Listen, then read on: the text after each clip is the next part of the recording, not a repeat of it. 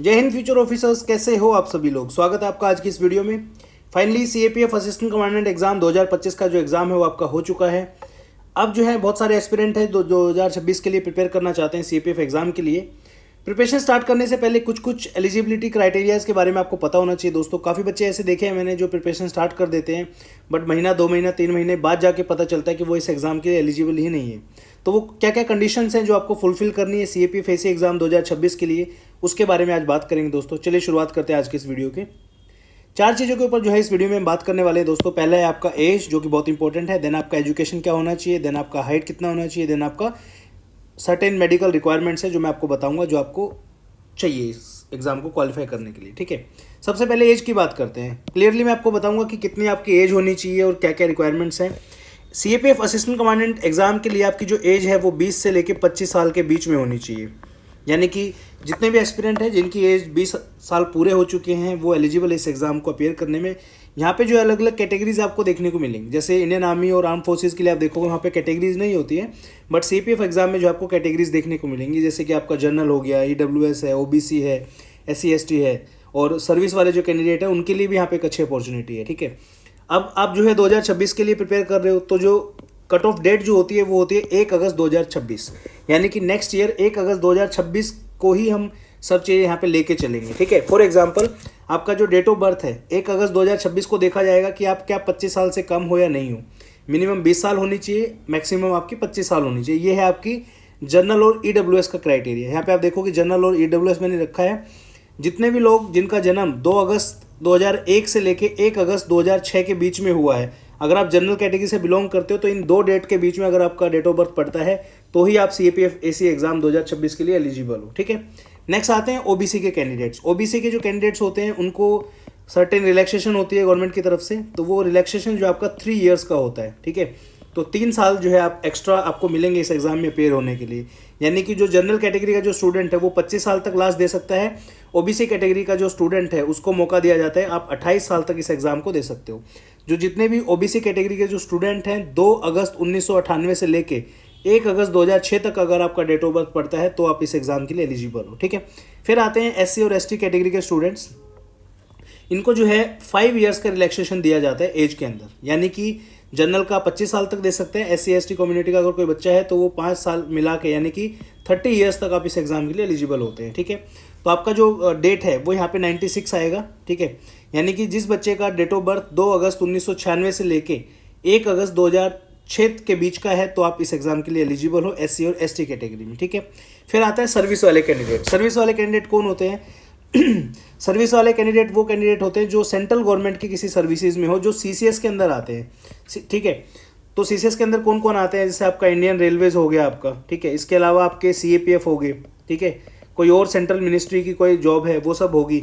तो ये सब जॉब जो है आपको, अगर आप इन किसी डिपार्टमेंट में हो, स्पेसिफिकली जो SSC एग्जाम कंडक्ट करता है, अगर आप उन जॉब्स के अंदर हो तो आपको 5 ईयर का एडिशनल जो है एज का रिलैक्सेशन यहाँ पे दिया जाएगा। ठीक है, तो किसको किसको मिलता है रिलैक्सेशन? ये सभी कैंडिडेट को मिलता है, चाहे आप किसी भी कैटेगरी से बिलोंग करते हो। अब सबसे बड़ा एडवांटेज क्या है यहाँ पे वो देखिए। मान लीजिए कोई जनरल कैटेगरी का स्टूडेंट है, इसकी एज जो है ओवर एज होगी, ये 27 साल का है, बट ये जो है SSC के थ्रू कहीं पे क्लर्क काम कर रहे हैं, इंस्पेक्टर काम कर रहे हैं, किसी भी रैंक पे हो आप SSC के थ्रू, तो यहाँ पे आपको क्या होगा, आपका 25 ईयर्स तो आपकी जो जनरल की एज है वो प्लस में 5 ईयर का रिलैक्सेशन मिलकर आपको 30 ईयर्स तक आप जो है CAPF असिस्टेंट कमांडेंट का एग्जाम दे सकते हो दोस्तों। सेम वहीं पे मान लो सेम कैंडिडेट है ओबीसी कैटेगरी से बिलोंग करता है तो आपका 28 ईयर्स का जो आपका रिलैक्सेशन है वो टोटल 25 + 3 हमने यहाँ पे देखा था, 28 ईयर्स ये, प्लस में 5 साल और मिला दो, 33 ईयर्स तक आप ये एग्जाम दे सकते हो। कोई SC/ST कैटेगरी का स्टूडेंट है उसके लिए 30 ईयर्स ये हो गया आपका, प्लस में 5 ईयर्स = 35 ईयर्स तक ये आप एग्जाम इजीली दे सकते हो। ठीक है, तो कैटेगरी वाइज आप देख लेना कि इस कैटेगरी में आते हो और अपनी डेट ऑफ बर्थ जरूर मिलाना ताकि आप एग्जाम की प्रिपरेशन करने से पहले आपको पता रहे। ठीक है, देन आते हैं नेक्स्ट हम एजुकेशन के ऊपर। ये बहुत इंपॉर्टेंट क्राइटेरिया है। काफ़ी बच्चे पूछते हैं मुझसे कि सर मैं फाइनल ईयर में हूँ, क्या मैं इस एग्जाम के लिए एलिजिबल हूँ या नहीं हूँ। ठीक है, तो जितने भी ऐसे एस्पिरेंट हैं जो अभी रिसेंटली ग्रेजुएट हुए हैं, ठीक है, या होने वाले नेक्स्ट ईयर में, 1 अगस्त 2026 को आपकी ग्रेजुएशन या तो कंप्लीट होनी चाहिए, ठीक है, या आप जो है फाइनल ईयर में होने चाहिए। फाइनल ईयर में एक कन्फ्यूजन रहता है बच्चों को कि फाइनल ईयर में जस्ट एडमिशन होना चाहिए या पेपर हो जाने चाहिए।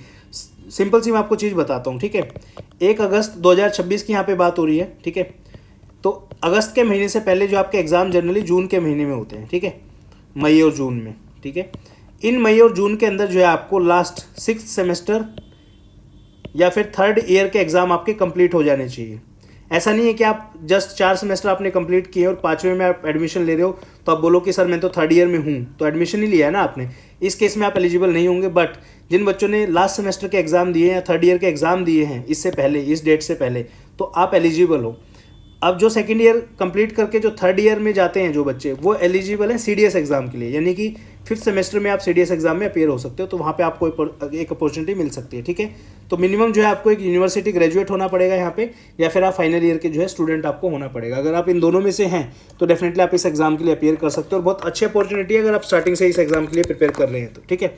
देन आता है आपका नेक्स्ट हाइट, ठीक है। हाइट जो है 2 ही कैटेगरीज हैं यहाँ पे, मेल और फीमेल की। मेल्स के लिए मिनिमम हाइट 165 सेंटीमीटर्स है और वुमेन के लिए मिनिमम हाइट 157 सेंटीमीटर्स है। यहाँ पे कोई भी रिलैक्सेशन आपको नहीं मिलेगा, ठीक है। जैसे SSC या अदर एग्जाम में आप देखोगे जो सब इंस्पेक्टर या फिर अदर एग्जाम जो होते हैं वहाँ पे थोड़ा सा हिली एरियाज़ में कंसेशन वगैरह रहता है, बट CPF एग्जाम में ऐसा कोई रिलैक्सेशन नहीं है। मिनिमम आपकी हाइट यही दोनों होनी चाहिए, ठीक है दोस्तों।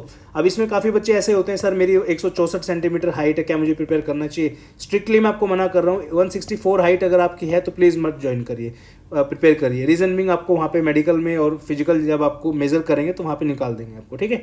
उसके बाद लास्ट आता है आपका मेडिकल्स, ठीक है। काफ़ी बच्चों को होती है कि छोटी छोटी कई सारी डिजीज़ हो जाती हैं, तो उस वजह से जो है क्या आप उसमें एलिजिबल हो, तो आपका जो है कोई भी क्रोनिक डिजीज़ नहीं होनी चाहिए। क्रोनिक डिजीज़ कौन सी होती हैं? जो ईजिली जो है जिसको ठीक नहीं किया जा सकता, जैसे आपकी डायबिटीज़ है, हार्ट की कोई कंडीशन है, HIV है, और भी काफ़ी सारी बीमारियां होती हैं, लिखी होती हैं नोटिफिकेशन में, बट जनरली कम एज में ये सब बीमारियां होने के चांसेस नहीं होते हैं, इसलिए कोई ज़्यादा इन पर इतना ध्यान नहीं देता है, ठीक है। बट फिर भी आप ध्यान रखिए कोई क्रोनिक डिजीज़ नहीं होनी चाहिए आपकी, ठीक है। उसके बाद काफ़ी बच्चों का डाउट रहता है कि क्या सर मैं स्पेक्स पहनता हूँ, क्या मैं अलाउड हूँ CPF एग्जाम में? क्योंकि आप देखोगे आर्म फोर्सेज के जो एग्ज़ाम होते हैं वहाँ पे शायद चश्मा जो है अलाउड नहीं होता है, ठीक है। जैसे आपका एयरफोर्स का जो एग्ज़ाम है उसमें फ्लाइंग ऑफिसर जो होते हैं वहाँ पे आई थिंक स्पेक्स अलाउड नहीं है। तो क्या CPF में ऐसा होता है कुछ? तो CPF में दोस्तों चश्मा अलाउड है। आप जो है अगर आपको चश्मा लगा हुआ है तो बिल्कुल चिंता करने की आवश्यकता नहीं है। माइनस और +4 डायोप्टर तक जो है आपका स्पेक्स अलाउड होता है, यानी कि अगर आपकी पावर माइनस में 4 तक है या फिर प्लस में 4 तक है तो आपको कोई भी चिंता करने की आवश्यकता नहीं है। इवन इससे ज़्यादा भी है, मान लीजिए आपकी -6 है, तो आपने अगर लेसिक सर्जरी करवाई है तो जो है आप इजली इस एग्ज़ाम के अंदर क्वालिफाई कर सकते हो, कोई दिक्कत नहीं है। बट एक ही कंडीशन है, जब आपका मेडिकल होगा उससे 6 महीने पहले वो सर्जरी हो जानी चाहिए, ठीक है। तो इतना सा छोटा सा जो है कंसर्न रहता है बच्चों के मन में, ठीक है। तो ये था आज का वीडियो आपकी एलिजिबिलिटी के ऊपर। अभी जो है स्टडी फंडा की तरफ से ऑफलाइन फाउंडेशन बैच स्टार्ट हो रहा है 17 अगस्त से, और ऑनलाइन क्लासेस हमारी स्टार्ट हो रही है आपका 15 अगस्त से। तो आप इन दोनों में से किसी भी कोर्स के अंदर इंटरेस्टेड हो तो जाके आप ज्वाइन कर सकते हो। लिंक आपको वीडियो की डिस्क्रिप्शन में मिल जाएंगे। इंक्वायरी के लिए जो व्हाट्सअप नंबर है हमारा 8743905050 है, इस पर जाके आप कॉल कर सकते हो और व्हाट्सएप पे भी इंक्वायर कर सकते हो। Thank you so much for watching this video. Have a great day. जय हिंद।